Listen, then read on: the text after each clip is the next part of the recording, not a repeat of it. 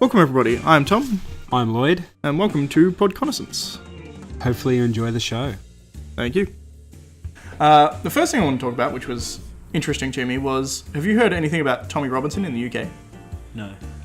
Essentially, he is Tommy Robinson was essentially, he's like an outspoken guy in the UK, and he speaks out against Islam a lot, is kind of his main thing. Because he's like kind of a middle-class guy who grew up in Luton, which is like a really multicultural area of London. Yep. But essentially he speaks out against Islam and like a lot of the rape gangs and stuff they had, like the Rotherham race case and stuff like that. Is this Islam?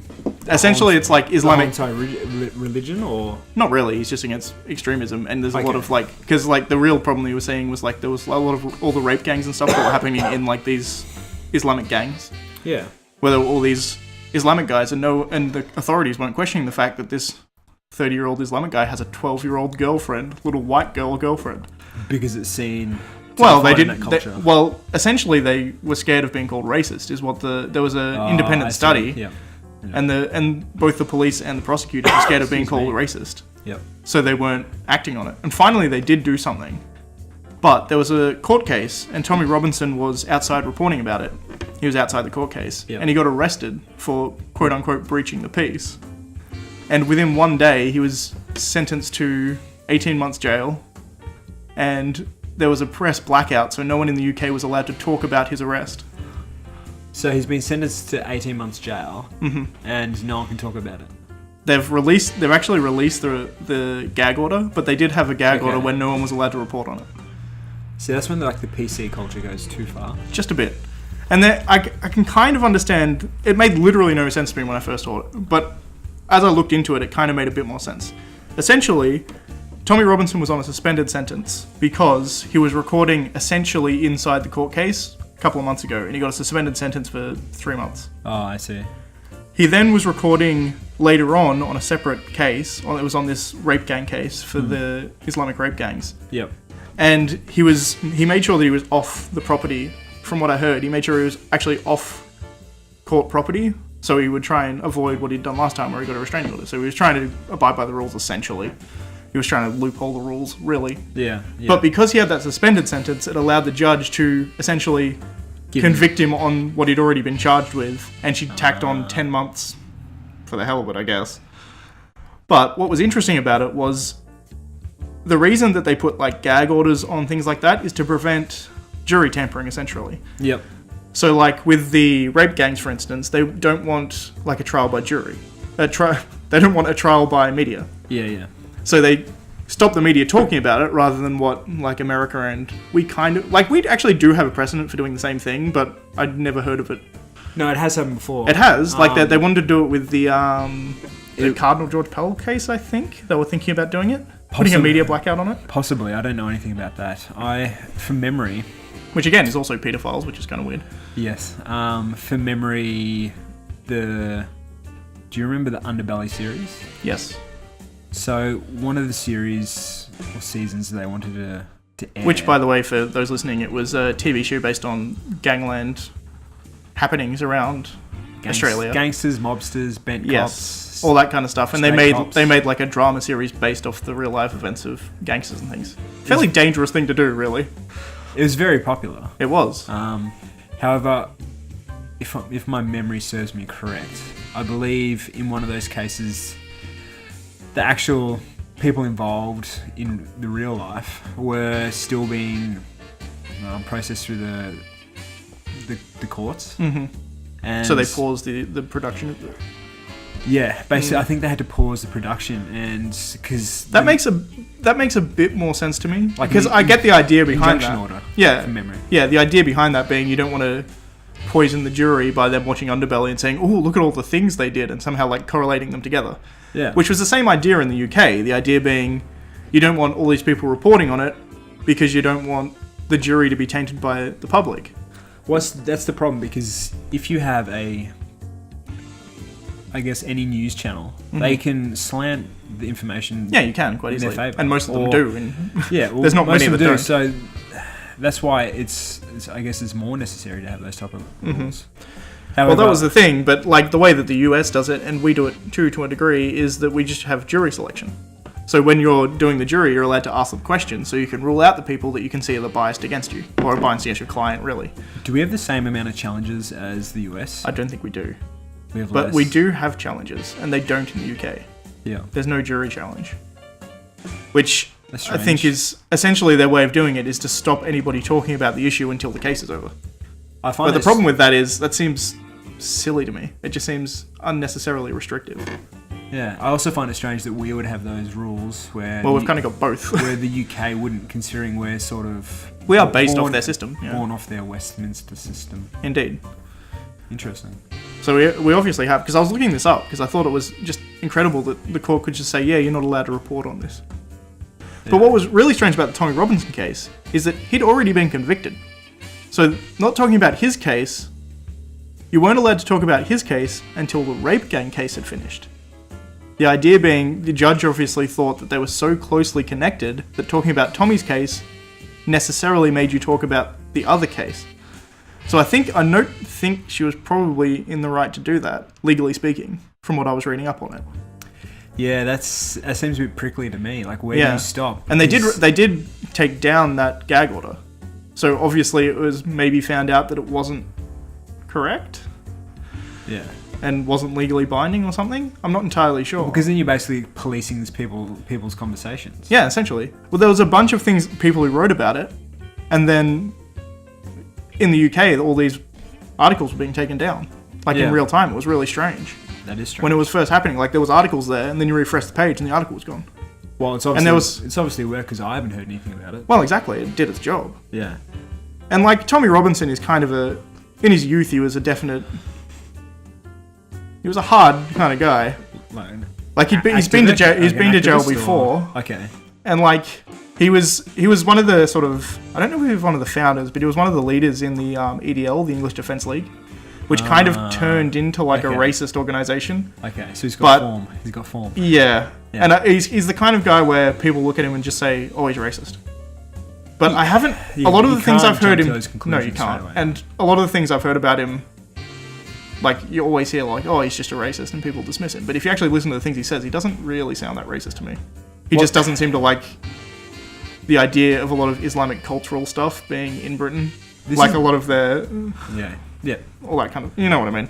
Well, this is one of the biggest problems I believe there is now, currently, is people don't actually look into... say they're looking up a topic, or they're offended by a topic or by a person, they don't actually look into that person's background or that topic's background. No. And actually check the facts or what's going on. They just either go with their gut instinct, go with what someone else has told them, or go with whatever one or two news channels has told them is going on, which is just lazy. And a lot of the time they don't even go off what the news channel tells them. They'll read the headline of what a news channel tells them and then go, oh, this headline says something vaguely... Yeah, but and go off that, which is another problem. Mm-hmm. I am so frustrated when I pick up an Australian newspaper like the Herald Sun, The Age, mm-hmm.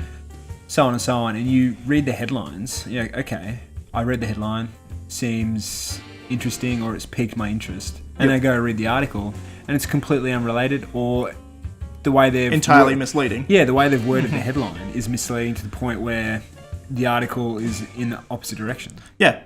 Well, it's also a really funny thing is if you ever see a heading of a article that is written as a question, chances are the answer to that question is no. Okay. Because if you ever have if they had proof that something was true, they would just say it. Yep. So if they say, for instance, I'll just use Tommy Robinson as an example. Sorry, mate. If there's an article that says, "Is Tommy Robinson racist?" Yeah. Chances are the answer is no, because if he was racist, you would just say Tommy Robinson is racist. Yeah, I see what you mean. Yeah, actually, I'll keep an eye out for that one. It's a good rule of thumb. Yeah. Because a lot of the time, if someone uses a sensational headline like that, the only reason they're using a question mark at the end of that sentence is to protect their asses from liability, so they don't get sued.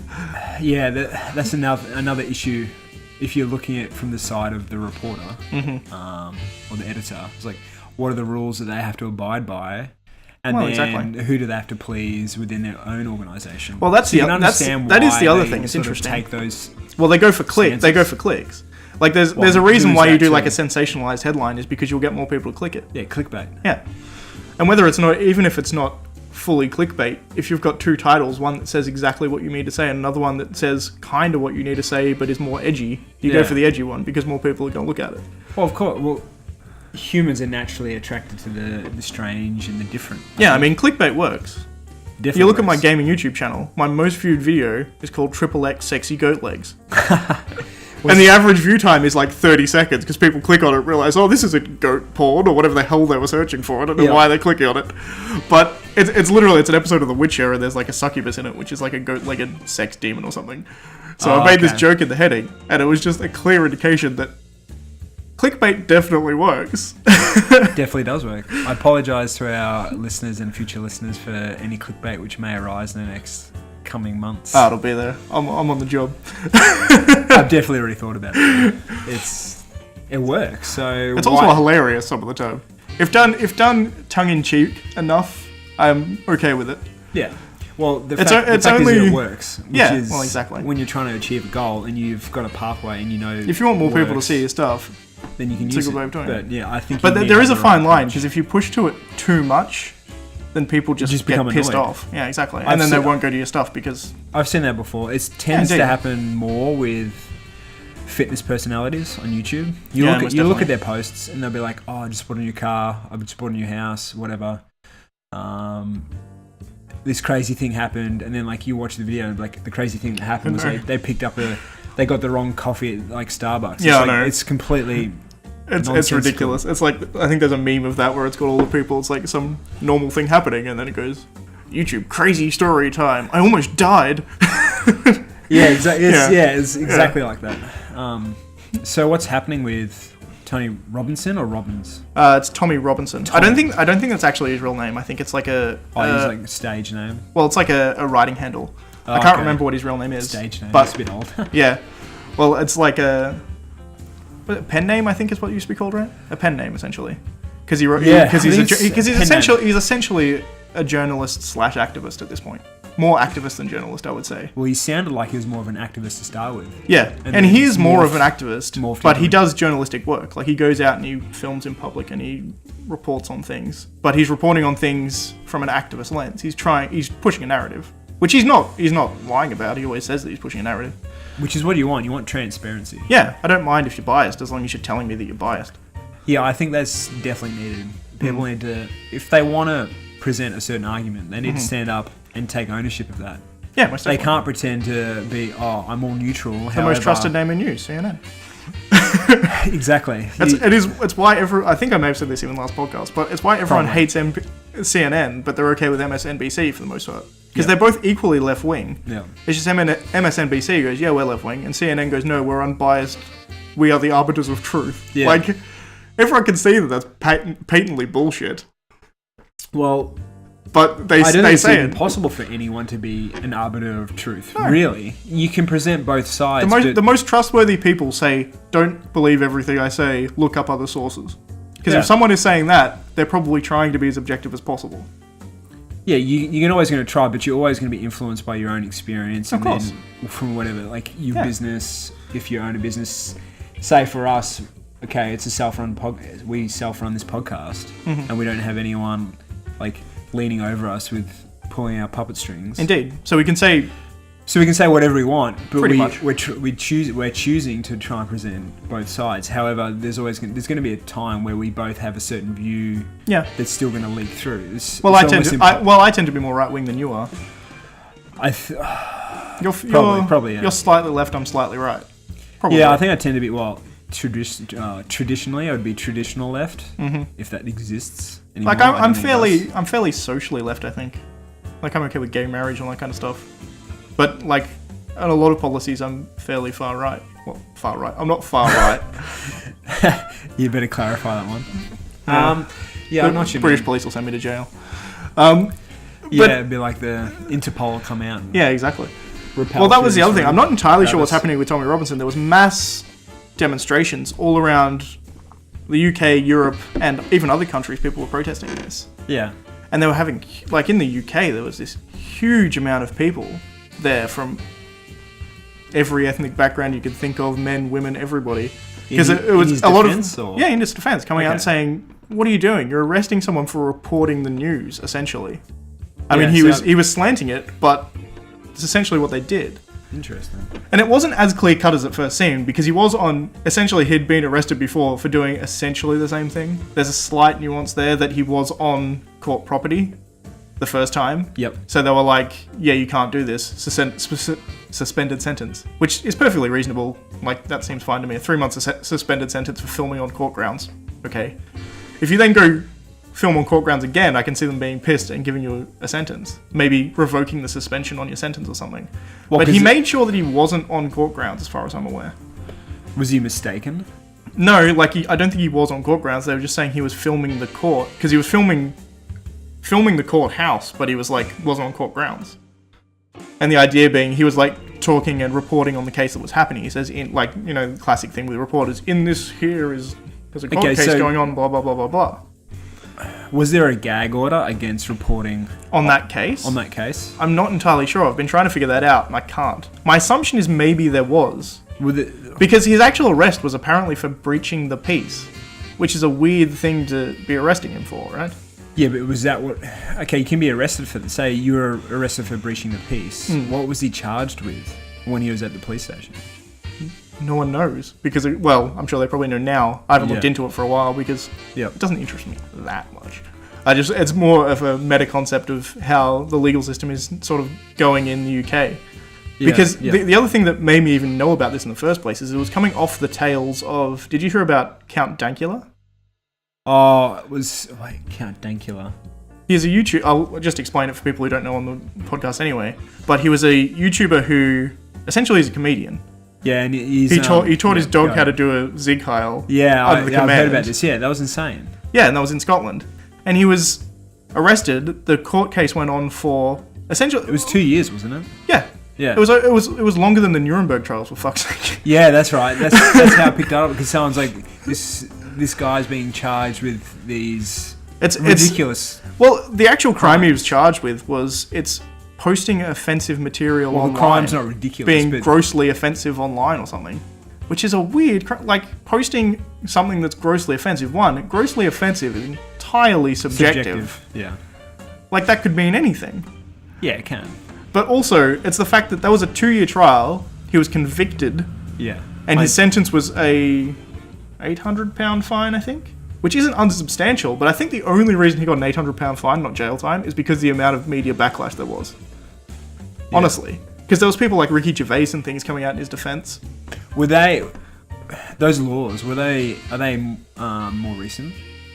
Are they... I don't think they're actually as recent. I thought they were... of Facebook or something? I thought they were fairly recent, but if I remember correctly, I think they're from, a fair while ago, 10 years ago or something, is when they actually first came in. But this is one of the... It's definitely one of the most high-profile cases. It's actually someone being charged for it. Because I know there's been a social movement toward... Well, not social. There's been a massive movement towards... ending hate speech or whatever. Yeah, well, it's all... I put hate speech in big inverted commas because I don't believe it exists. Circulating around the use of social media. Yeah. And how... But the problem is that laws... It's the biggest problem with our legal system is it can't keep up with technology. That is one of its biggest problems. Yeah. Well, and when it tries, it usually does it fairly badly. And the problem with that is... I believe the Western legal system's probably the most fair in the world. Oh, most definitely. So, it's better than an inquisitorial system. Well, yeah. Where you've got to prove your innocence rather than proving your guilt. Or having someone prove your guilt. It's an issue that most of these Western countries are going to face anyway. Yeah, sooner or later. But that was what was incredible to me was essentially in that case, the prosecutor made the argument and the judge agreed that the context was decided by the court, not by the person making the joke or by the public who viewed the joke. And the other weird thing about that case was no one reported him. The police, on their own volition, found this online because it got trending. At the time, he had I think single-digit subscribers on YouTube. He would literally upload it to show his friends who were watching him on YouTube. Yeah. Yep. It then got to the front page of Reddit because it was hilarious. Essentially what he did, by the way, I don't know if I properly explained it, he taught this adorable little pug dog. He starts off the video talking about how his girlfriend thinks his dog's so his wee dog's so cute, so he's going to turn into the least cute thing he can think of, which is a Nazi. Yeah. And then he taught the dog over 3 days. Apparently he did it in 3 days, which is pretty impressive for dog training. Yeah. When he said the term "gas the Jews," he taught the dog that meant he's getting a treat. So it's got him going "gas the Jews," and then this little pug's getting really excited after the term "gas the Jews," which is, I mean, it's poor taste, but it's hilarious. And then he also trained it to like sort of raise its paw. Yep. At the term "Sieg Heil." Yep.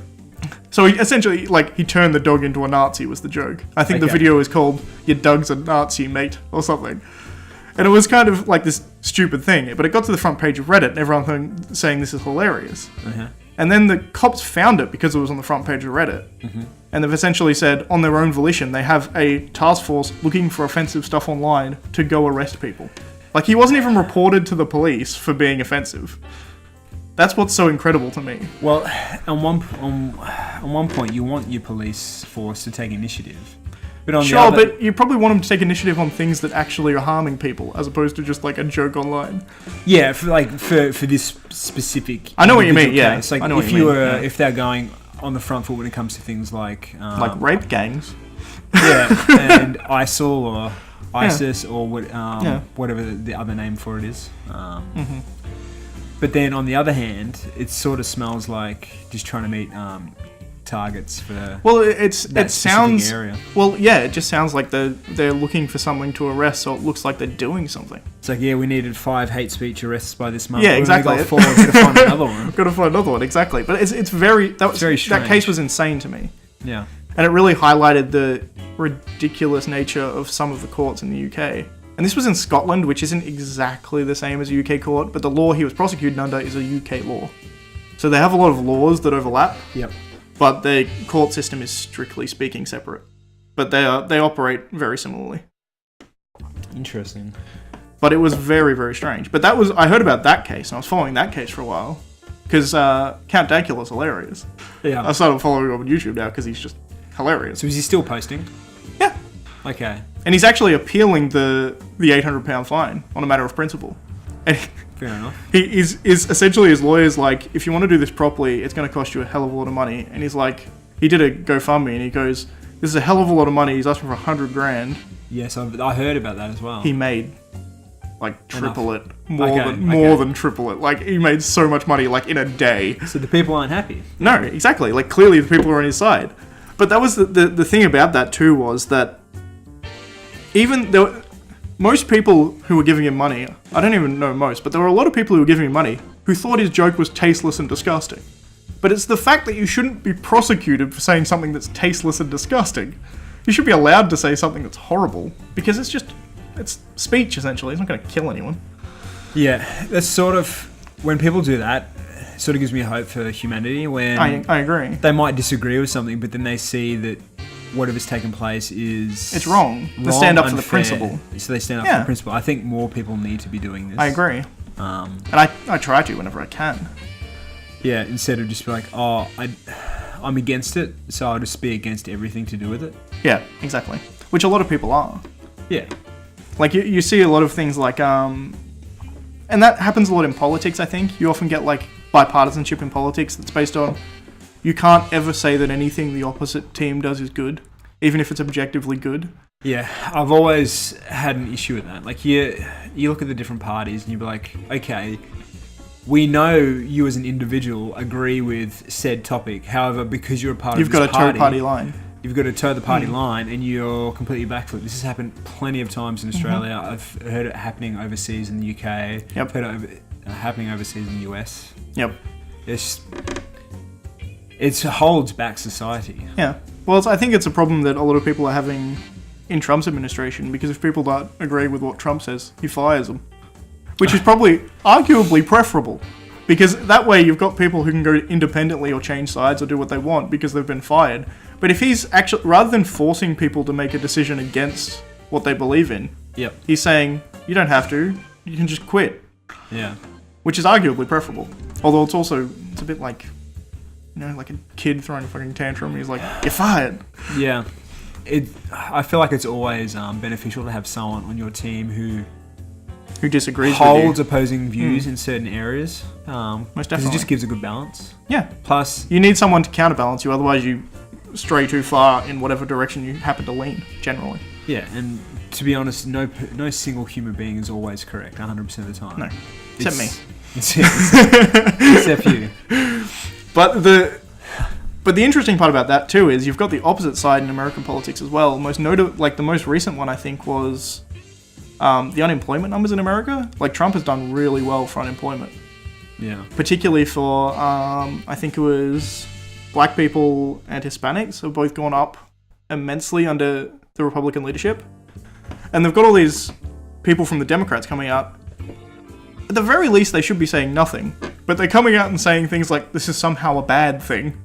Yeah. Like, I think it was Nancy Pelosi coming out talking about, it's actually a bad thing that you're having these growth numbers. It was just ridiculous. It's like, if you don't want to give them political points, just say nothing. People aren't going to care if you don't compliment them on it, but you can't come out and say things like that are a bad thing. You can see it. You can see when they're doing it, because they'll come out to the media and they'll be being filmed and they'll be talking, but you can see in their body language. They don't believe it. They don't believe it at all. Yeah. It's just very strange, and I don't entirely understand it. But it's things like that, and particularly it's usually... Well, I understand it, because that I get it too, because you're playing politics. You're trying to win over... The problem with that a lot of the time, though, is the only people you're going to win over by doing something like that, you're going to win over the people who are going to vote for you anyway. Like, I don't think you're going to win anyone in the middle who's going to come over to your side because you're like, oh yeah, job growth's bad. Yeah, I understand, but I don't... You say they wouldn't win over anyone who wasn't already leaning towards them, but they could... Stop people from leaving, theoretically. Well, I guess they could stop people from leaving, but they could also create so much confusion that, True. Like in the US where people don't vote, they might cause more people to just not vote.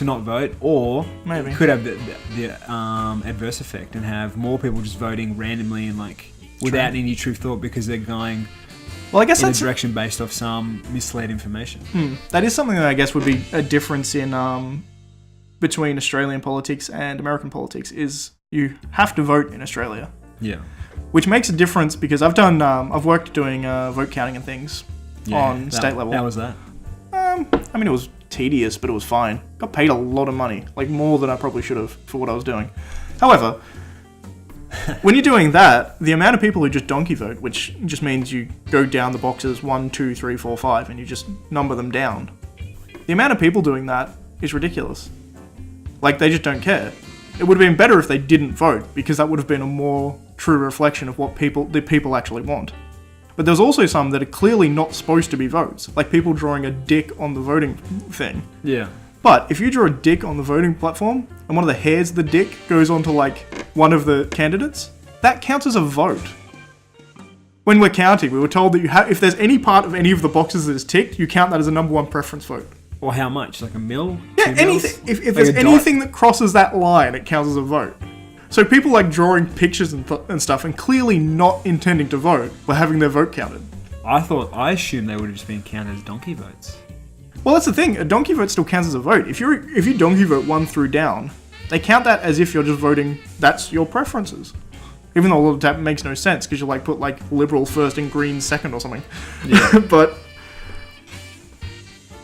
it was just very strange when I was doing it.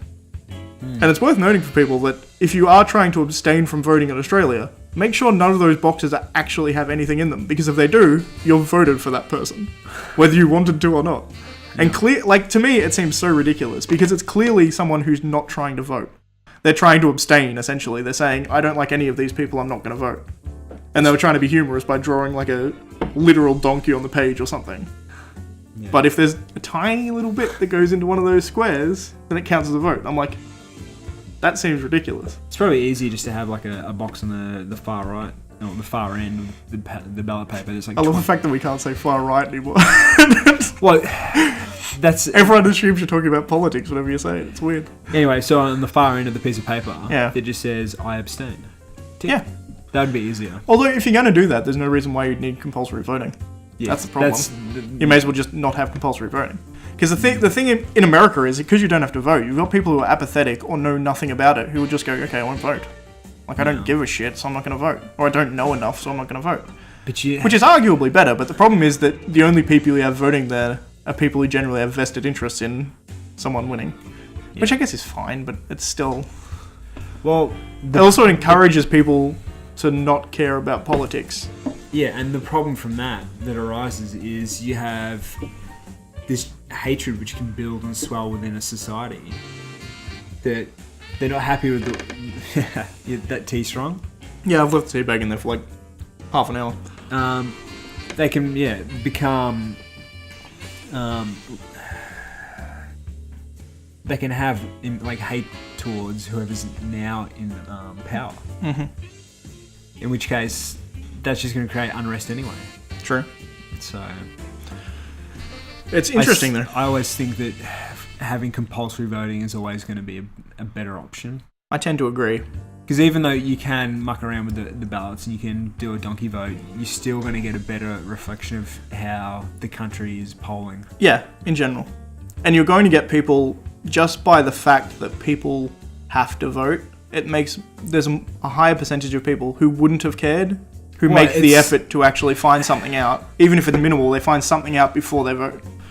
Yeah, I think it's definitely better to have like individuals engaging with politics, because at the end of the day, it affects everyone. And it does. You can't just put your head in the sand and then pull it out after the voting's finished and then be like, and just whinge for months and months and months. Pretty much.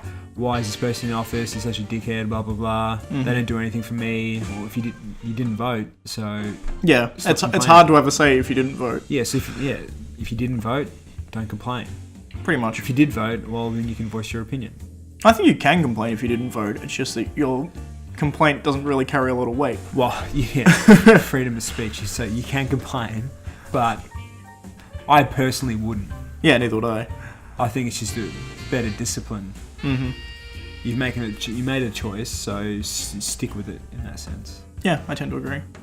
But going back to the point we were talking about in the UK, it seems like every news story that comes out of the UK these days is just ludicrous. Because I was telling you earlier about how they want to do knife control, right? Yeah. This wasn't actually put into legislation or anything. This was just comments by a retiring judge, I believe. But essentially he was saying that anyone who has a knife that doesn't have a reasonable need for a sharpened end should take their knife. So everyone, essentially, unless you're like a filet chef, is to take your knives and get all of the ends ground down so that they're rounded. Yeah. That seems so strange to me. There's multiple issues with that, because you can still stab and kill someone with a rounded end knife. You could slash them. Well, you can slash them, but because it's so thin, you can still puncture the body. And if That's you puncture someone in the right area, it's still can lead to death. Yes. And then it's just not practical. How are you going to police it? Exactly. You can't, unless he's saying only for people who are outside the home, so travelling to and from places. Okay. What if you bought a knife? There was literally a guy arrested because he had a potato peeler. And apparently he didn't have a good enough reason for having a potato peeler. I would have thought the obvious answer, I was going to peel some potatoes. Well, see, I've always had questions about this, because we have supposedly we have the world's strictest knife laws here in Australia. Really? Yes. We have pretty strict knife laws, actually. So But I've never worried about them. You can face up to 2 years in jail if you get caught with it. You can, but has everyone actually been... I don't know if anyone's actually been jailed, but the fine is... I carry my knife to work all the time. Just have it in my pocket. What type of knife? They actually did change it, because they changed Melbourne or Victorian law that it had to be retractable, and the old ones we had didn't retract properly. Oh, you're talking about a Stanley knife? Yeah, they're box cutters, essentially. Yeah, but there are exclusions. There are amendments made that allow people to... If you work with knives and things like that. Well, basically, so for you, if you're cutting boxes open a lot, that's a reasonable excuse. Yeah, pretty much. If you're a chef and you have a knife roll and all your knives are in your knife roll, that's a reasonable excuse that you can travel to and from your business. Or if you're working at different, say, restaurants, that you have your knives on you. Yeah. When it becomes a bit more murky for me is, okay, sporting reasons is another reason that allows you to carry something. So if you're fishing, if you're like hunting game, if you're camping, you're technically allowed to. But that's the other thing as well. Like, how many people go fishing and then just have like a flip knife in their bag? Like, there must be a shitload of people, right? And forget that that's there. I think you did that once, didn't you? Didn't you get in trouble at school because you had a knife in your bag and you were cutting kiwi fruit or something? No, this was ridiculous. So it was hilarious. It was year 10. I think, no, year 9. Year 7, wasn't it? No, year 9. Okay. I can't remember. Yeah, so it was year 9, which I don't know what the equivalent is in the US, but anyway. I I think it's like first year of senior school or last year of middle school, maybe. I don't know. Anyway, so year 9, I was in a science class. The science teacher hadn't prepared properly. Mm-hmm. I won't mention her name. Yeah, so she hadn't prepared properly. So she was coming around asking if anyone had a pair of scissors or a Stanley knife. Mm-hmm. So I was like, oh, I've got a knife, but it wasn't exactly a Stanley knife. It was like a 1/4 inch like letter opener on like a keychain pocket, like pocket knife. But one was a bottle opener, the other one was like a paper. It was like that classic kind of like, it was like a slimmed down version of like a Swiss Army knife, essentially. Yeah, but it wasn't even a knife. It wasn't even standard size. Yeah. It was like less than half the size. Yeah. And because of that, she's like, oh, that's like a dangerous weapon. You can't bring that to school. And then the guys next to me, I think it was Luke and Brad, they both pulled out their Stanley knives, which were on the like course curriculum, which were both almost 2 inches long. Yeah. Plus, and they weren't retractable. So it's like, that's more of a dangerous weapon, but because you're just being a fascist.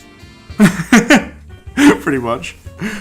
So that was, there are some pretty silly laws and rules. But I was going to say, I'm more lenient on a school giving rules like that because they're like a private entity. Because it was a private school, so they could say, yeah, okay, don't. At the time, I was quite annoyed because it seemed ridiculous. Well, it was ridiculous. It still seems ridiculous now, but I can understand why. The reasoning behind why, because one's been said, like you've been specifically said you're allowed this, but then we're just going to have a blanket rule for anything else. Yeah.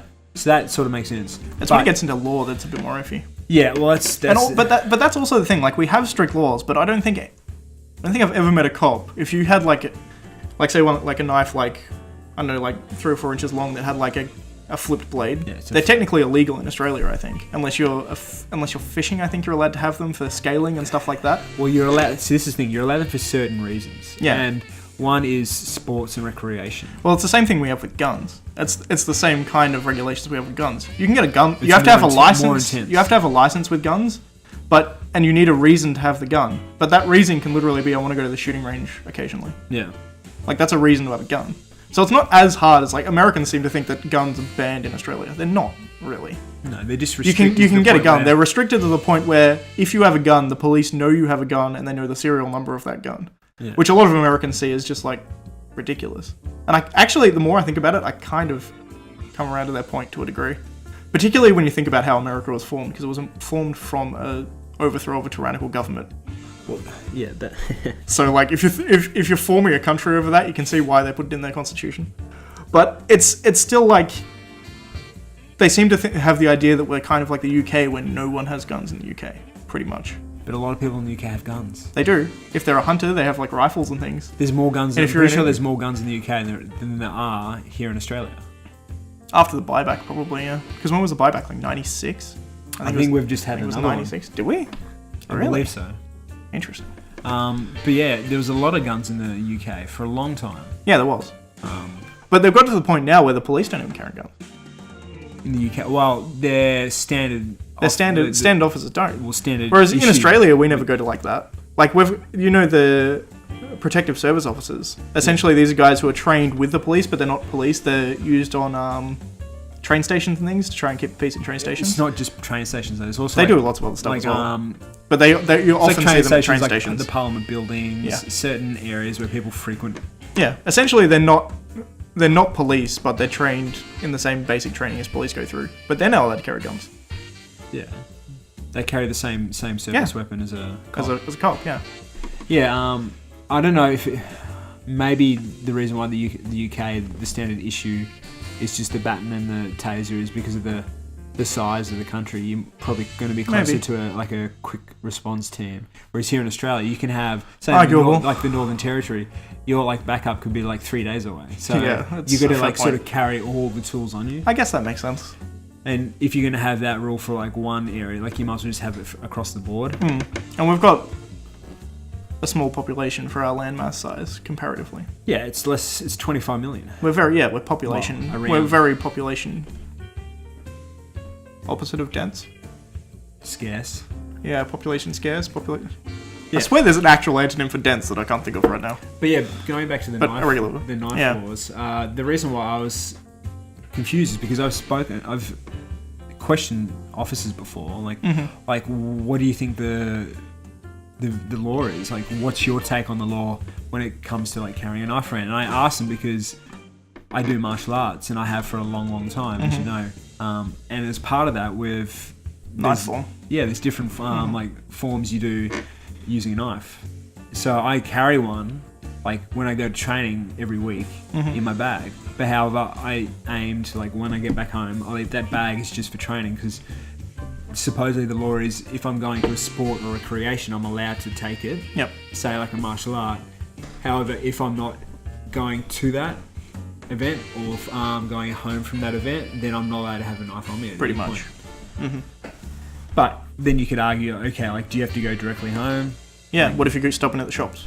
Exactly. So technically, that's actually a very strange law we have about guns. Is that if you stop off and go to the shops, strictly speaking, you're supposed to carry your gun in the shops with you by law, because you're not allowed to leave it in a car, even if the car is locked. So if you're driving to, say, you go to the shooting range, you then go back home and you stop off to get some bread. Strictly speaking, it's supposed to be in a carry case. You're supposed to carry that rifle in with you into the store, buy your bread, then leave. But how many people would see that and go, what the fuck? This guy's just carrying a rifle through the store. Well, unless and they kick you out of the store, surely, case, right? But even in a case, you still see that and you go, that's kind of weird. Could just be a guitar. Maybe. But I get you. I understand what you're saying.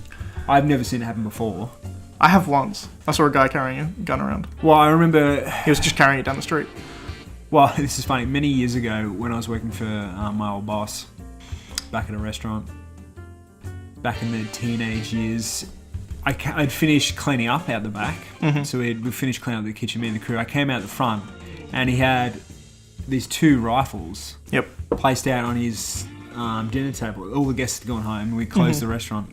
But I'm like, well, where were they sitting? Were they sitting behind the bar? Were they sitting in your van? They were sitting in a safe, and there was a separate safe for all the ammunition. Oh, yeah, of course. That's what the law is in Australia, and that's what he was doing, I'm sure. I don't even know what type of license he had, because these weren't typical rifles. So they were 50 caliber rifles.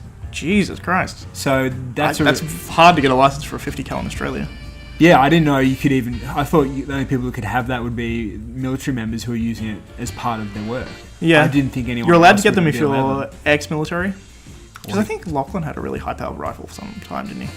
No, I think he only had I thought it was just a 303 or a 308. No, I think he had... Well, I guess a 308 could turn a rabbit into what it turned. Like, you used to use it to... very big round. Yeah, I know. He used it to shoot rabbits, and they just turned into nothing. It's like, it wasn't even hunting them, he was just killing them.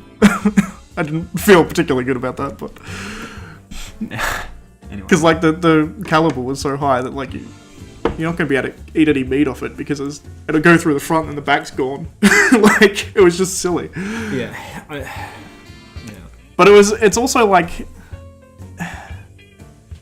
It's weird, but like as I was saying earlier, I think the average cop, and I've actually spoken to a few about this, is that unless they think you're suspiciously carrying a knife, they're not going to care. They may give you a warning. They're not going to arrest you. If you, like your martial arts knife or whatever, if you're carrying that around and you're not going to martial arts, if you take the wrong bag or something and you've got it in your bag, and they find this knife on you, if you go, oh yeah, it's my martial arts knife, I must have left it in the wrong bag, 90% of cops, probably even higher, would just say, oh, okay, don't do it again. Yeah, but that's because I'm a privileged white. A joke for those who are listening. I have accidentally left it in my bag going to uni, so I was on the train. Yep. Got on the train, got off the train. Is this when you were going to Victoria? Yeah, going to Vic Uni, came back. Going to Victoria. Anyway, so they were doing... It's a good idea when you're going to Victoria. They're doing bag searches for knives as I was getting back on the train. Yep. But for whatever reason, they didn't stop me. They stopped a whole bunch of people, but they didn't choose to stop me. So I never got to test. From that train station, walking to Vic Uni is pretty fucking sketch. It looks sketchy. I remember once I was walking there with you, and there was like literally, I'm pretty sure, a blood stain on the sidewalk. Yeah, I've seen. There's plenty of blood stains, but I wasn't sure because there's nearer markets. You're never sure if it's from like fish produce, meat produce, or some poor victim got his guts by some Somali guy. Well, yeah, possibly. I think there was kind of around that area where there was a few Somali gangs, right? Well, not Somali. They weren't Somali. They were just African. They were just of some descent. I don't know where specifically. the gangs tended to hang out there, but that was mainly hang out there because that was usually where the housing projects were. So they'd come and they'd poorer housing. Well, they'd be given these places to stay. Yep. To try and get them on their feet, and then because generally you don't have problem much... is you congregate a lot of people together who are kind of the same mindsets. Well, they have the same mindset. Their culture's slightly different. They haven't transitioned. Well, that was actually what was weird. What I found out is a lot of those gangs, ethnic gangs, as it were, the gangs that are separated into like racial groups. Yeah. A lot of them aren't actually immigrants. A lot of them are first generation Australians, so their parents were immigrants. Yeah. Which is really strange to me.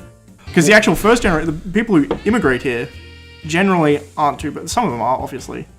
There are some that are just really bad, and a lot of them, I think, are the ones who started a lot of the gangs. Yeah. But most of the people who join the gangs are like disenfranchised kids of immigrants.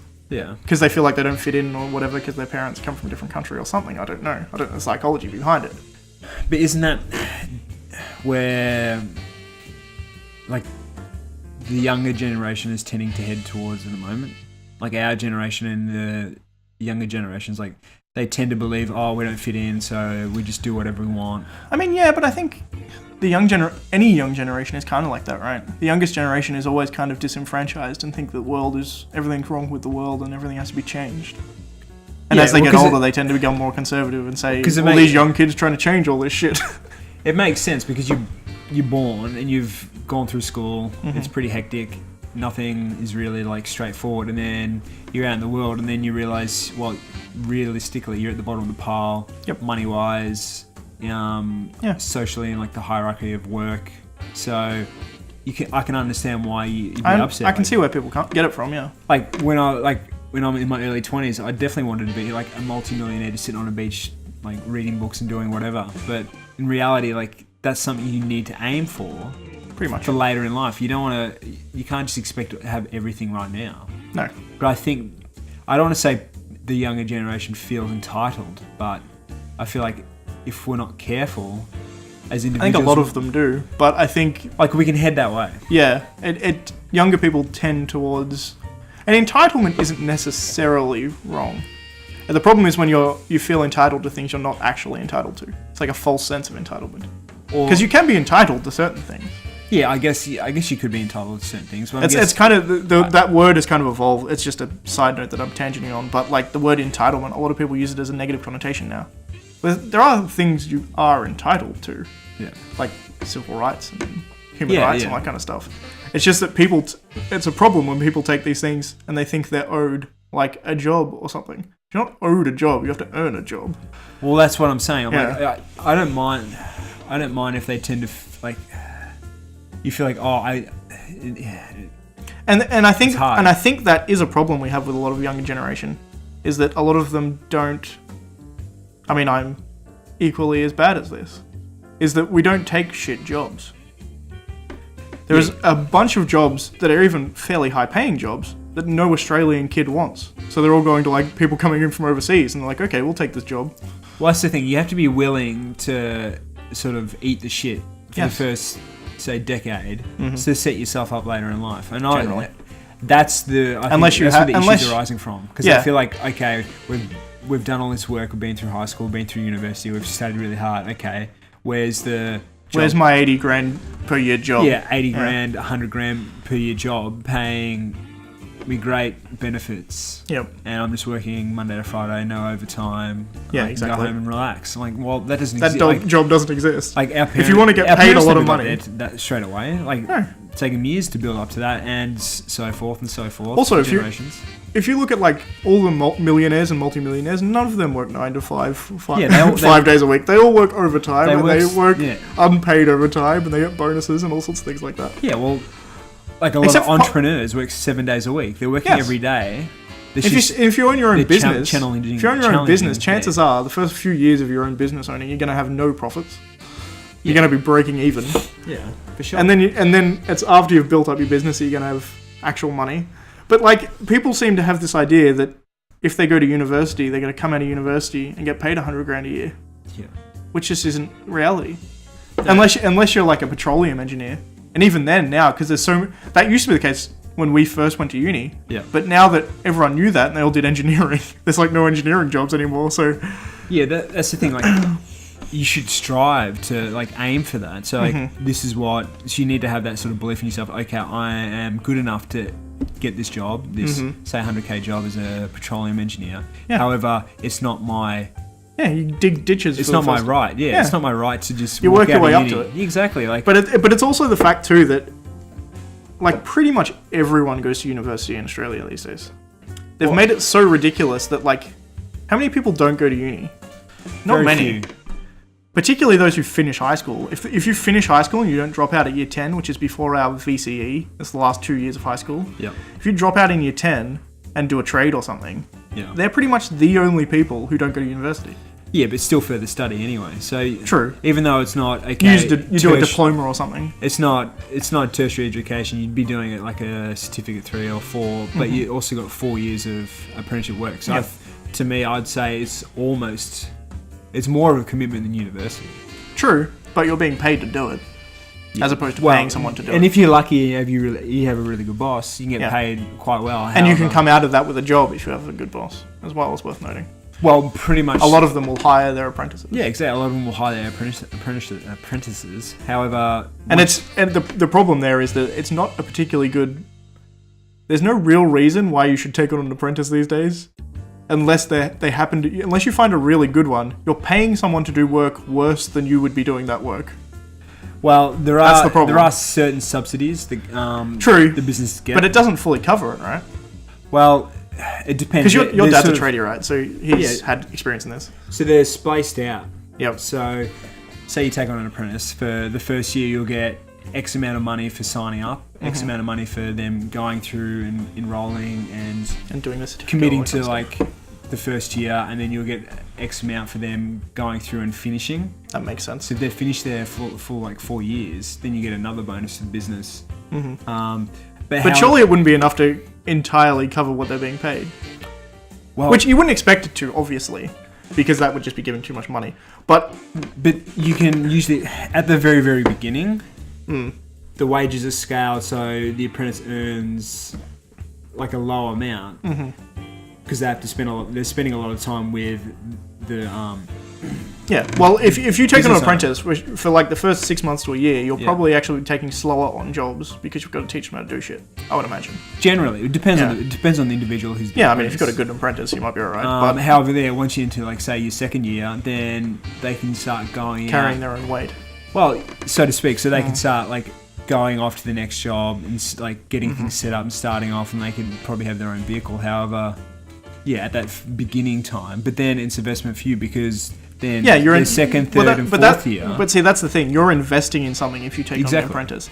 And the problem is there's a chance that investment will give you literally nothing. If you have an apprentice that you take on for a year, and he's shit, and then he just drops out or whatever, chances are you've lost money on that investment. Depends. It really depends on the individual who is the apprentice, how hard they're working. But if they're going to drop out over a year, they're probably working very hard in the first place. Not necessarily, but probably. Yeah, but I guess that comes with any investment. I guess that's true. That's the whole point of an investment, is that they fail, I suppose. You're not guaranteed a good return. But I can't remember what we were talking about initially. Neither can I. Knife crime? I don't know how we put... I think there must have been a transition in there somewhere. Yeah. Trying to think. Because we were talking about the UK and all the things coming out of the UK, and then we kind of transitioned into knife crime and knife statistics.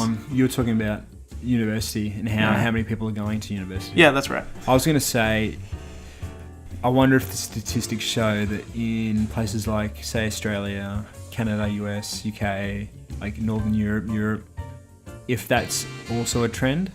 It's just like our generation in general and the younger generations in general going because they tend to have more access. Well, the problem is that I think the problem arises because a lot of the access they have is not so much they're getting access to a good tertiary education, because they have access to tertiary education because it's been opened up and added a bunch of courses that no one really cares about. Yeah, because there are a shitload of courses at university that you can do and you are equally qualified after that degree as you were when you went into that degree. For everything. It's a bit dodgy. A university sort of... I've tossed it over and this in my mind over and over again when it comes to like certain degrees which on the face of things may look useless. Mm-hmm. It's hard. Like, do you allow those type of degrees and like courses to pop up in universities, or do you just say no? Like, you need to have traditional strict courses, because on the one hand, those traditional courses have been proven across like hundreds of years, but you're still going to have like... I don't think you should ban those courses. If a university wants to have... Okay, like the classic example is gender studies. It's a kind of a stupid degree. You're not going to come out of that making any money. The kind of people who do a gender study degree are generally the people who afterwards have a news article, when they're in the news, have like the name or under their name as activist, because they don't actually have a job. And generally you have courses like, pretty much a lot of the courses that end in the word studies are usually bullshit courses, and they're usually kind of ideologically driven. Like, gender studies is essentially a feminism course. Yeah, which I guess the problem is when you... And if it makes money for the university, I don't really have a problem with the university offering it, because they're a private company, so they can do what they want. The problem I have with that is, if you've got all these people going into gender studies, like the most hilarious irony is you've got all these people talking about the gender pay gap. Yeah. There isn't actually a gender pay gap. What there is a gender earnings gap, because men tend to work full-time, women tend to work part-time. In percentage-wise, more men work full-time than women. Yep. And men tend to do more overtime than women do. Yep. So if you look at individual men and individual women, there is no difference between them. And you definitely, for the same job, there is no gender gap at all. Yeah. That's illegal. Yeah. And, like, logically that makes sense. If there was, then why would any company... If you could pay 20% less to women, why would you hire men? Yeah, of course. But the thing about that is you have a lot of people coming out doing a gender studies degree and being taught this gender pay gap, which has been disproven ad nauseum.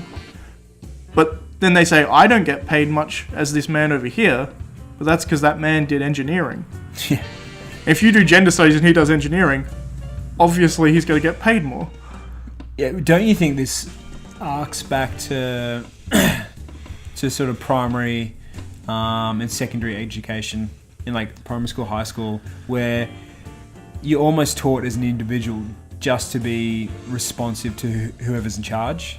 So Maybe. At some point, like, you have to take ownership. Okay, you're choosing to do that course. Well, the other thing that university tends to do these days, it tends to actually delay adulthood. Well, that's, yeah. And that's kind of what you were getting into, and that's why I brought it up. Because essentially, if you go to university, you're essentially a kid until you finish university. Which can be forever. Yeah, a lot of people. But yeah, at some point, you're going to have to take the onus on yourself to realize what you're doing is not going to be beneficial to your future. Like in a monetary sense later. Like, I have no issue with people wanting to learn more, and they can be on any topic possible. But with the internet now, you don't really need to do a university course. You don't need to go. There's a lot of university courses which are free. Yeah. Online. But you can't, I think it's wrong for an individual to go to a university, do a course, and then after they've finished complain that I haven't got a job and there's no jobs for me. Yeah. And say that the university's just hungry for money. Okay, the university will want to make money if it's a private business. Mm-hmm. But it's your life. You're technically still in charge. Yeah. And if you do a degree that is ostensibly useless, like, there's quite a few humanities degrees that are like that. Yeah, like philosophy, history. Yeah, philosophy, the only thing you're doing is becoming an academic in philosophy. Yeah, and if you can't get there, which a lot of people don't. Yeah, a lot of people don't. You don't have a job. However, well, I mean, I did philosophy as an elective because it was a fucking easy course when I was in uni, because it was a bloody multi-choice exam and like an essay, and they gave you the essay topic at like the start of the year, so it was like the easiest subject ever. Yeah. But like, I was talking to one of my tutors in philosophy. Yeah. And I was like, so what are you going to do with your PhD in philosophy? And she's like, I guess I'm going to teach philosophy. And I'm like, okay. I mean, you do what you want to do, but doesn't that kind of just... Like, there's a benefit to it, because philosophy is an interesting subject, but at the same time, philosopher isn't a job. No one's going to pay you to be a philosopher except for a university. Yeah. that's the thing. There's almost two reasons why you can go to university today. It's like one could be just to learn, and the other is to get a job. And the other is to get a job. So and I want a job, so go be an engineer, be a doctor, be a lawyer, the STEM fields in general. Blah, and blah, there are a lot of academics who go through the STEM fields as well. Yeah. But the difference being that if you want to... There's people willing to pay for a scientific researcher. Exactly. Well, there are certain humanities subjects where there are jobs available. Yeah, like history. There are. Archaeology. But they're all humanities, technically. They are humanities. You could almost argue that you choosing to go studying those topics because you just want to further your knowledge as an individual. Yes. Which will still give you some monetary gain later. Yeah, I mean, it's track. Knowledge of all cases, of all forms, is generally a good thing. It's just sitting and wallowing in like self-pity that after you've graduated, like, oh, I don't have a job. It's unfair. I don't have a job. Like, where's my job? Why am I getting paid this? Or like not setting yourself up for success when you're still studying. So like in your second year, like, oh, I haven't gone ahead and got internships because you just expect it to fall in your lap because you're at a university. Yep. It's not the right way to approach it. It might have been true, say, 30, 40 years ago, where so few people were going to university that having a degree was a leg up. Well, that was the thing, though. 30, 40 years ago, going to university, the only people who were going to university were the top of the top. So, if you had, say, a medical degree, people knew because you have a medical degree, you can be a doctor. Yeah. These days, you can pass a medical degree and be completely useless. Yeah, it's scary. Or at the very, not necessarily pass a medical degree, but you can, I'm sure there people are, I'm sure there are crap doctors who actually graduate, but to get into a medical degree isn't particularly difficult compared to what it was 30 years ago. Yeah. Or 40 years ago. Well, I don't know about America or Europe, but here we have the uncapped places, so it's almost as many students as the university wants to take on. Pretty much. The government's not regulating, so you can only hire, or you can only take on this many students in this areas for this year. Yep. Which, it's a bad thing. Could be, yeah. I think it's shown to be a bad thing because now you could make the argument that they could artificially limit that just by limiting how many grants and stuff they give to universities. Because a lot of the money that universities make is through government grant, as well as private grants as well. But a lot of it comes from public money for research and classes and whatever else. How long are we going? Like an hour. Yep. It's getting pretty quite cold. It is indeed. Hello. Did you see that FBI agent? No, the one that did a backflip and shot a dude in the leg. Yeah. Shit me, that was funny. I don't understand what would be going through his head apart from like presumably loads and loads of beer. Well, that's what's weird to me, right? He seemed like he was fucking drunk. Yeah. But he pulled off a pretty good backflip for a guy who's shit-faced. Yeah. Most people who could just be luck. Maybe, but most people who are as drunk as he seems to be able to shoot someone, their hand-eye coordination is quite poor. Yeah, generally. Like usually they land on their face. Yeah, generally hand-eye coordination is quite poor. I like when I edit this, I'll actually throw in the clip so you can see it. But essentially, this guy he's sort of dancing on a field and he does a backflip and he's got a back holster on his gun falls out and he goes to pick it up and shoot and it goes off and apparently someone was shot in the leg. Yeah. No one died. There was no serious injuries, but Jesus Christ. He's either going to lose his job or he's going to be... Hopefully. Yeah, or downgraded to some sort of paper pusher position. Yeah. But what was really weird to me as well is, presumably that was FBI issued gun, which would be a Glock. But they don't have a safety. The only safety they have on them, I think it's a Glock. I could be wrong. Angry Americans yelling at me about not knowing about guns. But I'm pretty sure they don't have a safety on FBI issued guns. The only safety they have is that you don't put your finger on the trigger, which means he picked it up like by the trigger, which seems like any FBI agent should know not to do that. Yeah. If you're picking up a gun on the ground, you don't pick it up with your finger through the trigger mechanism.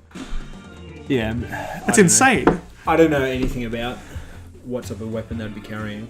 I think it probably would have been standard issue, and I'm pretty sure standard issue is a Glock for FBI, but I could be wrong. I'll Google. There'll be a thing telling me I'm wrong if I'm wrong. It's a good thing about not doing this live is I can edit shit in later, so I don't sound like an idiot. Yeah, but the fact that he chose to do it and you knew he was carrying. He shouldn't be drunk in the first place. If he was drunk, he seems drunk. The way he was dancing, and I put that in quotes.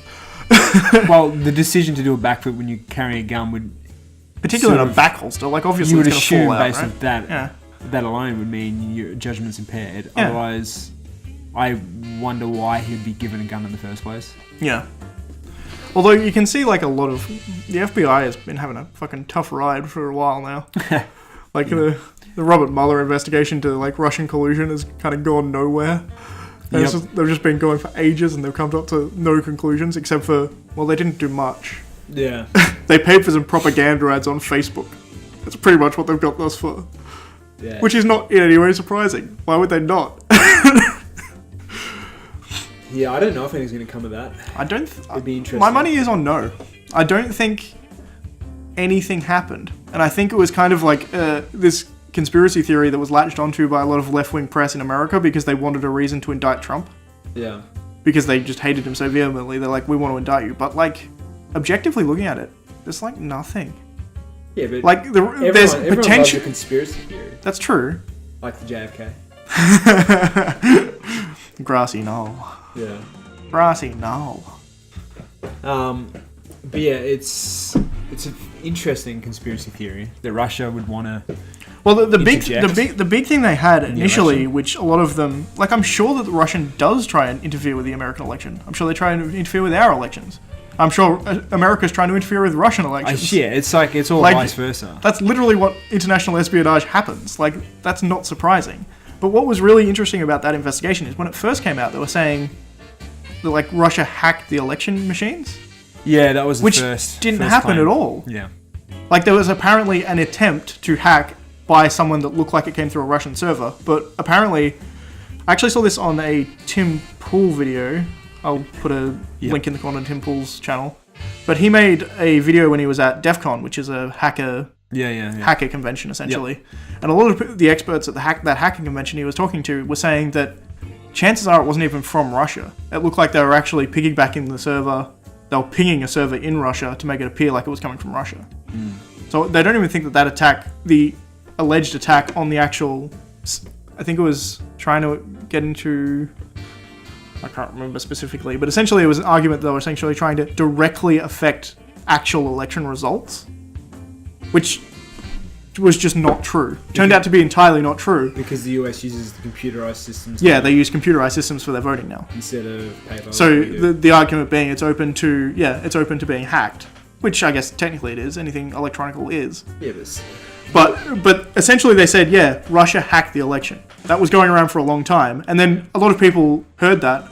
But then there was the other thing that Russia tried to interfere with the election, which was essentially they put up propaganda and bought a bunch of ad space on Facebook. And Facebook took their money and put up these ads, and they were essentially propaganda ads to try and go against Hillary, I think, essentially what it was. Everything's propaganda. Well, exactly. I mean, it's advertising for your election is propaganda by definition. It's like vote for me. It's propaganda. Yeah, and the fact that's coming from a foreign power is worrying, and you probably don't want Russia buying Facebook ads to do shit like that. However, that is not the same as interfering in the election, as far as I'm concerned. Fake news. But the way that they're correlating these, they're saying Russia's interference with the US 2016 election. When they've had that initial story, and most people don't follow that shit up. When they hear that, they think they're talking about Russia literally hacking the election. What's the problem with the US at the moment? Anything that's coming out of there from any news agency, I just believe it's wrong. So do I. My default is it's wrong until I see like 5 sources. Yeah, and it's like it's almost Fox has I don't choose to believe anything. The most ridiculous thing is, from everything I've seen, I now trust Fox more than I trust any other news organization in America, which is insane to me. Fair enough. I don't tend to watch any of it. But I don't either. I only ever see clips. I just know anything that comes on YouTube or floats over. So YouTube is what I usually see it on. From YouTube, Twitter, online, from like Reddit, or just like floating in articles. If it's from America, from an American source, I just like the back of my mind. There's like Jiminy Cricket's like, is this bullshit? Is this bullshit? Yeah. Is it true? Is this story even real? Yeah. Is there even any evidence here to believe that any of this is true? That's the problem. It's not. like, oh, is this which is the opposite it should be. Is this opinion slanted in the wrong way? This is completely false. Yeah, what it should be in your head is you see something from a mainstream news source, you should think, this is probably true, I'll check it to make sure. Instead, I'm thinking, this is probably false, I'm going to check to see if it is. Yeah, so it's literally the opposite of what it should be. First, I have to check to see if the source is actually saying what it is. Or yeah. Not even saying what it is. Like, is it first, you got to check if they even link a source, exactly, because a lot of the time they don't. Or they'll link to something. They'll say blah blah blah blah blah according to blah blah blah, and then you click on the link, and then they don't say that at all. This happened to Eddie Maguire. Yeah, when he's trying to. An article came out saying he was trying to push erectile dysfunction pills by GQ magazine, something like that. But it was just. I've heard that these are AI algorithms who just go like they just like some of them must be. I think they're basically just rolling in the background online and they're just creating these articles. And people are saying the way to spot them is they generally tend to have a lot of spelling mistakes and grammar mistakes. Maybe. Or the spelling of individual words is correct, but the way it's structured grammarly. The way it's structured grammarly, the irony of that sentence is correct. The way grammatically, why the article's structured grammatically is it's just like it's not correct. It's just off. It's like a bit off. You read it and you're like, it doesn't. Like, it looks like it's written by someone who isn't a native English speaker. Yeah, someone who's been in an English speaking country long enough to speak English, but not quite convincingly enough to know that they're from an English speaking country. They have no Grammarly. Yeah, exactly. They're not Grammarly enough. But it is intriguing. And a lot of that in America comes, I've got to say, from the left. That's what I was talking about. Fox News is actually more believable now because you know that they're right slanted. So you take everything they say with a grain of salt because you know it's coming from a right perspective. But when they report facts, they tend to report more accurately than a lot of the other mainstream news, which is kind of insane. The left. They used to be like the classic. Everyone outside of America is like, oh, ha, Fox News, ha, ha, ha. But now. It's like, Fox News, okay, well, let's see what they've got to say. Yeah. It's funny.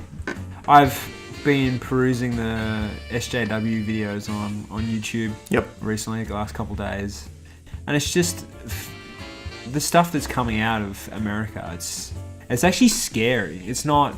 It is it's scary. Like, it's scary because these people... And I see it as well. I think when you watch it online, you probably think it's bigger than it actually is. I think if you're out in the real world, you don't notice it as much.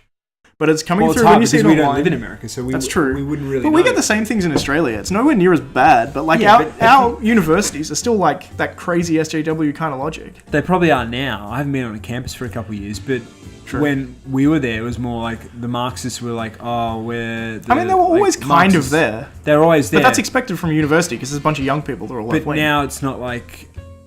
You know, I don't know. I don't know if I went on a campus now and spoke to students, if it'd be like, oh, you're a white mouse, you're like a rapist pig who oppresses me.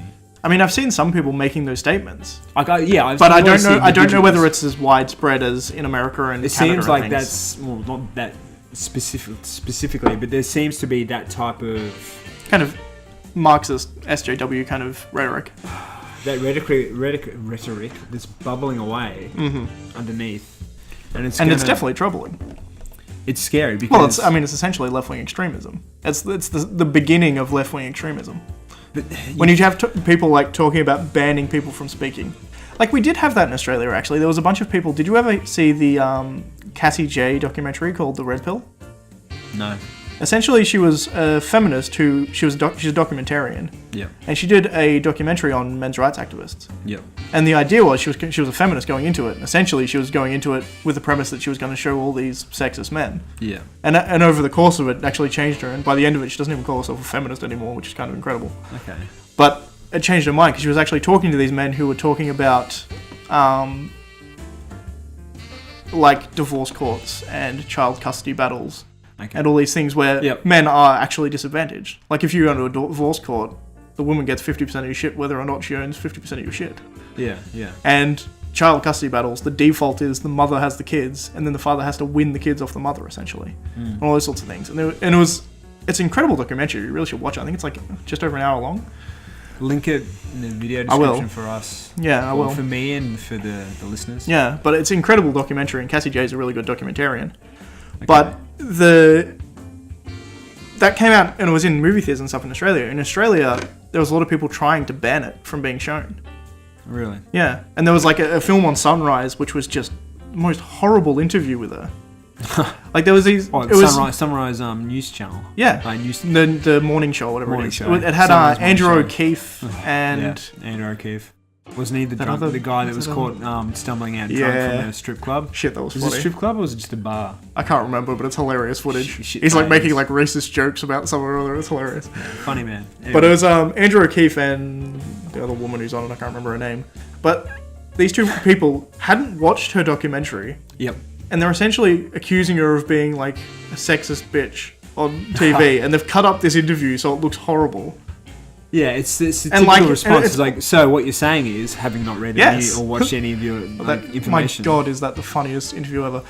I will give credit. That is a ridiculous interview. I'm talking about I'll link this as well, but the Jordan Peterson interview with Channel 4. With what was her name? yeah. I can't remember her name, but yeah, basically she was saying. Can't think of it on top of my head. But she was every time he said anything, she assumed he was saying the worst possible thing that could ever be interpreted what he said, and then just blurted about. Oh, so you're saying women can't think for themselves and things like this? And he's like, no, I'm not saying that. But to Channel 4's credit, they uploaded the entirety of that interview. They didn't cut it down, so that's something at least. But they did cut it down because they broadcast Initially, it. when they broadcast it, they cut it down, but they released the entire thing on their YouTube channel, which at least I've got to give them credit to that, because there was another one with Jordan Peterson where they did. There was a Vice article, and they literally cut it up so badly that they like put in an answer to a different question when he was answering a thing. Really? Yeah, and then someone actually from Vice leaked it. I think it's the only way I could see it happening. But someone else uploaded the entire interview, and he comes off much more normal because the way they cut it, they had him like essentially he was making the argument that he was talking about. I think it was not necessarily the Me Too movement, the idea of men and women working together in the same workplace. Yeah. And he was saying this has only been going on. He was speaking as a clinical psychologist. He was saying this has only been going on for a short time. This experiment of men and women working together. Yeah. And then the interviewer was taking that as if, oh, men and women can't work together. Yeah. He's like, no, that's not what I'm saying. I'm prefacing a point. And his point was like, if you don't want sexual harassment in the workplace, an argument would be to get rid of any sexual identifiers like high heels. They are they're highlighting sexual aspects, and lipstick and makeup. You're making yourself look more attractive. Now, there's probably a lot of women who aren't consciously doing that to look more attractive to men, but it's happening. And it's why makeup and high heels and things evolved. And that's the reason that a lot of men wear suits. They all wear suits to work because they look pretty much the same. And that was the original idea. Well, suits were born out of, I believe they were born out of the French military uniforms. Yeah. And that was the idea. A suit was essentially supposed to be similar to a uniform. The idea being it gets rid of.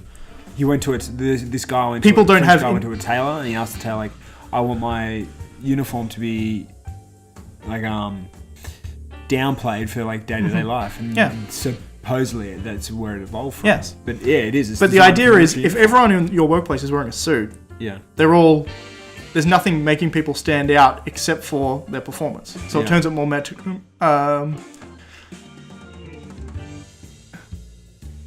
the word I'm looking for? Meritocratic? More of a meritocracy. It's more based on merit than it is on any other thing. Yeah. And when you introduce women, like there's a lot of women who just wear suits. That's fine. Yeah. Most of them are fine. Yeah. But there are things like high heels and makeup that are sexual identifiers. So, and he was making the argument that if you really want to eliminate sexual harassment and things like that in the workplace, why wouldn't you not try getting rid of those things? And the guy said, what, so you're saying women can't wear makeup? And he was going, well, no, I'm just postulating the idea that maybe there would be less sexual harassment if people minimized sexual aspects. Which seemed perfectly reasonable. The way they cut it up in the original interview, he looks like an angry white man yelling about women in the workplace. He looked pretty bad in the original cut of the interview. That's what a lot of these SJW videos are showing. It's like, if you see, it depends on who's taking the video and who's depicting the opinion. Yep. But if you see a video where like there's an SJW who's questioning someone like Jordan Peterson on whatever topic, like the right to choose their own gender and the right to whatever. Kathy Newman is the name of the Channel 4 host, I just remembered. Okay. You tend to see that from the social justice warrior side, they tend to be more ignorant. I think and super very aggressive, and they won't. It comes from a good place, I think. It comes from the idea that they don't want to hurt people's feelings, which is a noble place to come from. The problem is, I think they take it to a logical extreme. Well, it goes to a logical extreme that the way you have to protect people's feelings is to force other people to not hurt people's feelings, which is just wrong. Well, yeah, because the only options would be you're forcing for other people not to hurt other people's feelings, or your opinions are just going to have to bend to other people's opinions because you don't want to offend Well, yes. Yeah, the idea being, well, it's a lot of people, you hear a lot of people when they're talking about hate speech, they're like, hate speech isn't free speech. That is entirely meaningless. Hate speech is exactly free speech because the only speech you need to protect is speech that is controversial. Because no one's trying to ban speech that everyone likes. All speech is free speech. Exactly. You can say anything you want. That's the point of free speech. There are some limitations in law, like you can't threaten people and you can't incite violence. Yeah. Although, that's an interesting discussion point, actually. I've had this with a few people, but I'm actually against the idea of incitement to violence being illegal. Because the actual law, for those unaware, is essentially that if you give, say, a speech, say you give like a racist speech, talking about... Here comes the far right. Go ahead. Fascist Tom on his way. Yeah. If you give a racist speech, say, and someone gives like this racist speech against like, I don't know, Chinese people. Yep. And then someone goes out and it's like a really provocative speech and you're saying like these Chinese people, blah, blah, blah, blah, blah, they're doing all these things. And then someone goes out and kills a bunch of Chinese people and they say, oh, I was listening to him and he was the one who did it. I'm going to edit that later. Make you look really bad. Sounds good to me. Go ahead, yeah. Then you are culpable because you gave this speech and you incited violence. Usually it has to be a bit more specific than just like a racist rant or something. It usually has to be something like this specific group of people in this specific area doing these things. I wish someone would just go and blah or whatever. Yep. See, I can't get edited if I say blah. But then you are held accountable for inciting violence. It's illegal. The problem I have with this is if you are inciting violence, say I say something and someone else goes and attacks someone. Yep. The person who was attacked and the person doing attacking, there is a degree of separation from me to them that I think needs to be upheld. Because if you're saying that I'm guilty for him doing something, it implies that he isn't fully responsible for his own actions. Unless he's fully responsible, you're also accompanying him. Well, exactly, but the problem is, if, let's say that I incited violence and there's someone else who did the violence, what legal reason could he not have? Say, well, you found him guilty of inciting violence. Therefore, you're saying he made me do it. Yeah, I see what you mean. Because you've set a precedent in court to say that this person is responsible for this person being attacked. Okay, I'll do A, B, and C. It's going to be A is the inciter, B is the person who did the attacking, C is the attackee. Yeah. You're saying that A is responsible for C being attacked. Yeah. Therefore, in my mind, there's no reason to say that B could make the argument, I was made to do it. I was provoked. It takes away personal responsibility from the person actually doing the attacking. Yeah.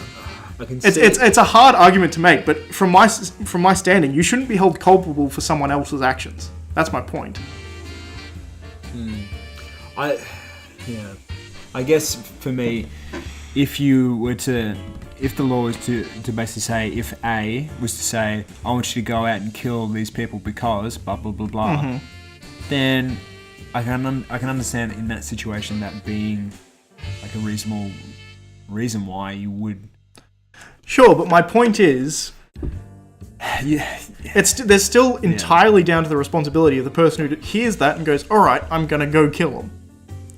Yeah. In my mind, because it's entirely the person's B's fault for doing the attacking, you can't then say that A is responsible, as far as I'm concerned. And there's a lot of people who disagree with that. I think it's a fairly arguable point either way, but in my mind, unless you're actually doing violence, or threatening to do violence specifically, if you say, I'm going to kill you, and you mean it, like if you give a specific threat, like I'm going to come to your house at blah address and stab you in the head or something, that's a direct threat. I'm fine with that being illegal. But that's quite different to saying, I wish someone would go kill someone.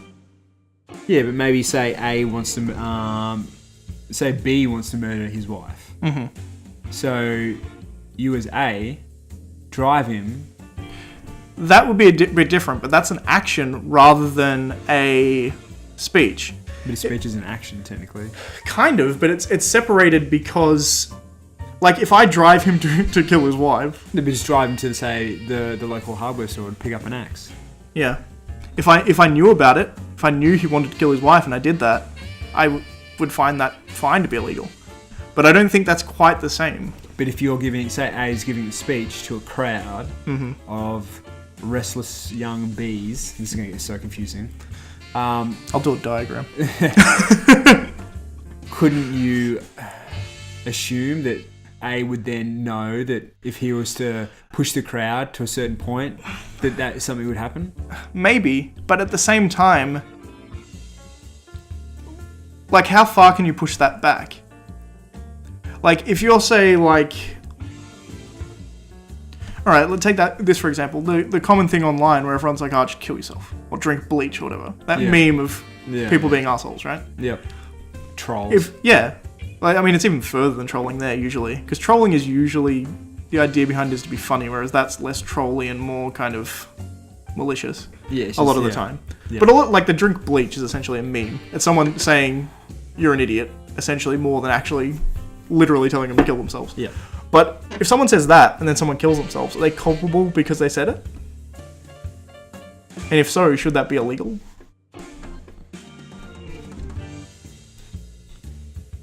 The problem I have with it is that, for me, there's no logical reason why you should stop at just incitement.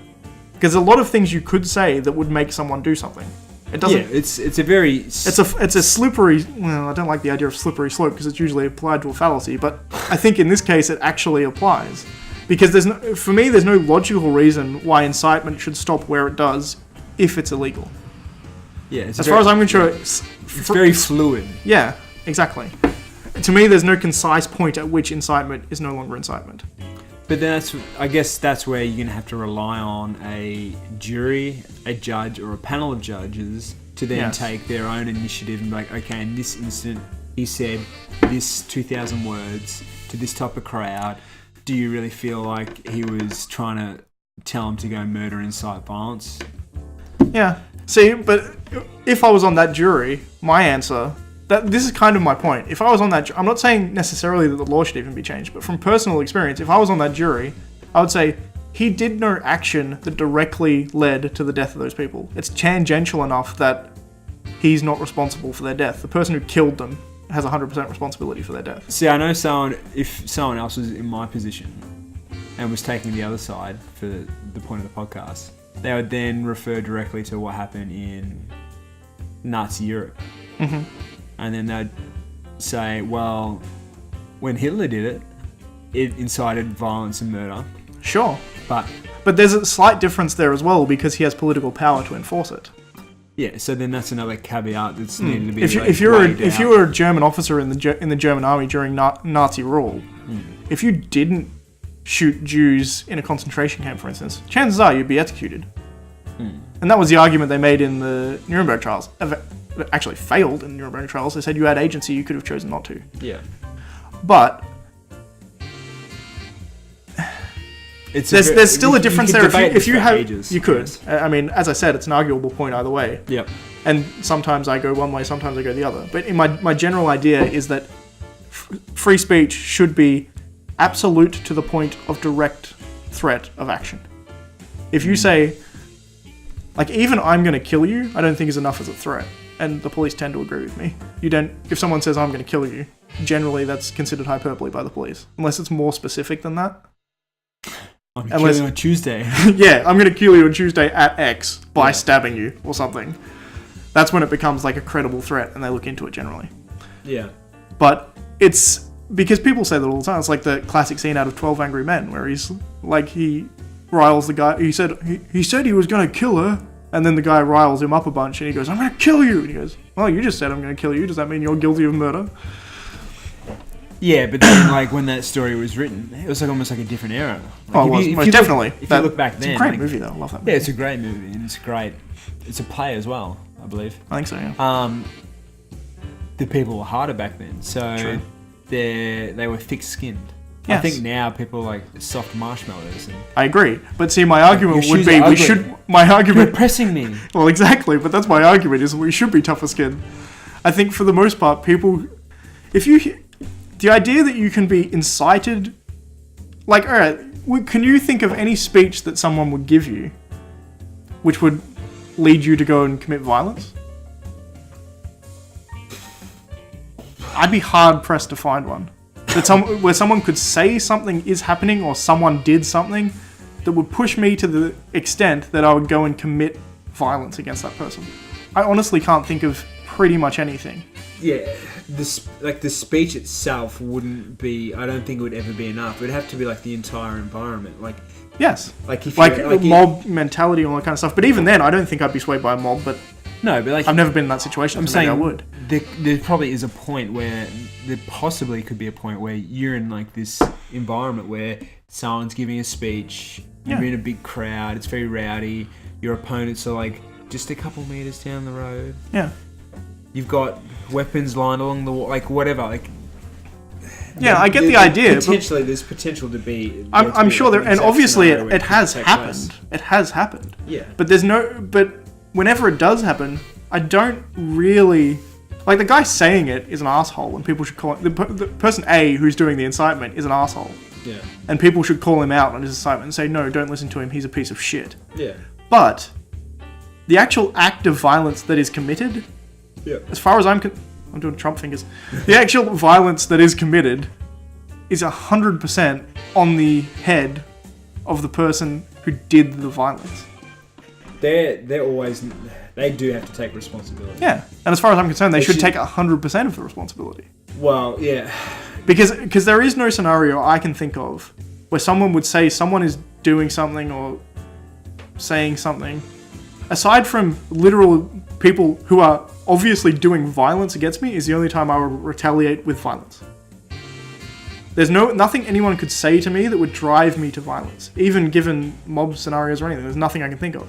Now, I've never been in that scenario, so maybe I would, who knows, but... Say you were Batman, and I was the Joker, and then you trying to find out where Rachel is. You know that scene snap your neck. From The Dark Knight? But there is a slight difference, because that's not someone inciting violence to me, per se. He's not telling you to commit violence, but he's... From what he's saying... I probably would commit violence, but I don't think the Joker would be at fault if I beat the shit out of him. He's at fault because he took away Rachel. And Harvey. And Harvey? Yeah. Yep. Turned him into Two-Face. It's a great movie, that. I really like those movies. Good movie. They were a bit dark for Batman, but they were good. Well, they're the best Batman movies. Yeah. Or the Batman movie series, I believe. Yeah, currently. Probably. Yeah, I'd say so. But the Joker's at fault for the kidnappings. Yep. But you could not blame him. Like, if I beat the shit out of him, that's not his fault. That's another thing. Can you incite someone to beat you up? If you incite someone to beat you up, are you culpable? Provocation. I guess technically. Which used to exist, but no longer exists in Australia, I think it does, but I don't think it's a complete defense anymore. I think it's only a partial defense. Yeah. But then it's like poking the bear. Yeah. So I guess maybe, I don't know. Like if you poke someone long enough, something eventually is going to happen. But I'm saying, if you're giving, like you're saying, if you're giving a speech, like, are those just words strong enough to irritate someone into a to the point of violent action? And some people it is, but the people who are being pushed to violent rage, they still need to be held are somewhat fucked in the head. Like if you're be able to be pushed to that point, I think like you need to be punished if you do it. Unless they're just hangry and haven't had much food. And they need no. Yeah. No one's going to get that outside of Australia. Hungry, thirsty, dead. Yeah, exactly. Outside of Australia, no one's going to know what the fuck we're talking about. But fishing for those sponsors, huh? yeah, Oak sponsors, hit us up. Yeah, only if it didn't come from the cows. Yeah, well, because meat's murder, Thomas. Meat's murder. We're going to get the vegans on us now. I'm going to go cook some steak. But we could just argue this point back and forth the entire day. Like it's. I think it's one we might have to come back to. I reckon. We've been going for like an hour and a half now. I think we should probably wrap things up. Unless there was anything else you wanted to talk about? Specifically? No, I think that's good. Yeah. I think it's good for now. I believe if we keep going, we'll go for like 3 hours. So we've got to close it off at some point. Yeah, for listeners, we have waffled a bit. However, stick with us. We're slowly getting our shit together. Yep. And we'll progressively get better and better. That's the hope, anyway.